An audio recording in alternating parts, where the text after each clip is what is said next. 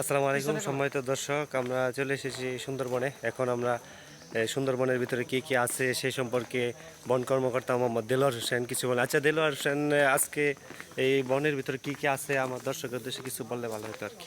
আসসালামু আলাইকুম রহমতুল্লাহ। যাক, আজকে আপনারা স্টোরে আসছেন, আমরা বন কর্মকর্তা অফিসার হিসেবে আমরা আপনাদেরকে ভালো কিছু এখানে হয়তো বা আপনারা অনেক কিছু চিনেন না।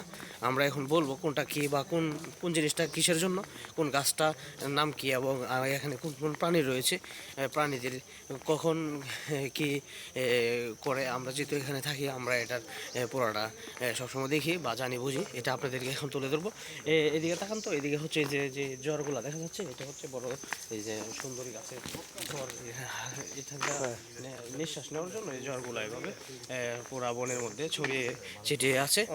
পাশাপাশি আচ্ছা দেলোয়ার ভাই, আমরা দেখতে পেয়েছি অনেক বাঘের পা, এগুলা কি সত্যিকার কি এখানে বাঘ আসে কিনা এ সম্পর্কে যদি আমাদেরকে বলতেন। আপনি তো এখানে সবসময় থাকেন। যে আমরা বন কর্মকর্তা হিসেবে দায়িত্ব যতদিন ধরে এখানে আছি, ততদিন ধরে এখানে দেখছি বাঘ যেগুলো রয়েছে এগুলো সর্বক্ষণিকই রাতের বেলা আসে, দিনের বেলা আসে না। ও আচ্ছা, কারণ দিনের বেলা আসলে জানে তারা আক্রমণের শিকার হবে, সেই সুবাদে তারা রাতে আসে। তা আমরা তাদেরকে বলে রাখছি যে তোমরা দিনের বেলা কখনো আসবে না।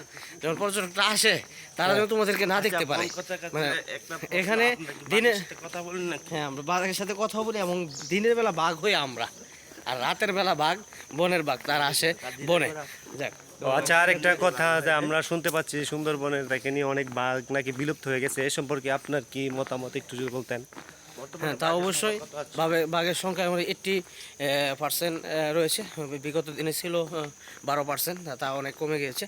এটার জন্যই যে বাঘ এখানে পর্যাপ্ত খাবার পাচ্ছে না।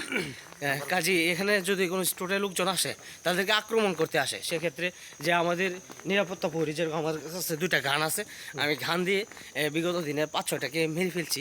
আজকেও আসার পথে যে আক্রমণ শিকার হয়েছে, তাদেরকেও আমরা আক্রমণ করে 2-4টাকে ফেলে দিয়েছি। কিন্তু এই ভয়ে ভাগ। যাই হোক, অসংখ্য ধন্যবাদ। আমরা বন কর্মকর্তা দেলোয়ার ভাইয়ের সাথে ছিলাম। এই জন্য গায়েস, আপনারা যদি কেউ আসতে চান তাহলে সুন্দরবনে আসবেন, এখানে সৌন্দর্য উপভোগ করবেন। এখানে বিভিন্ন প্রকার অনেক কিছু দেখা যায়। অসংখ্য ধন্যবাদ।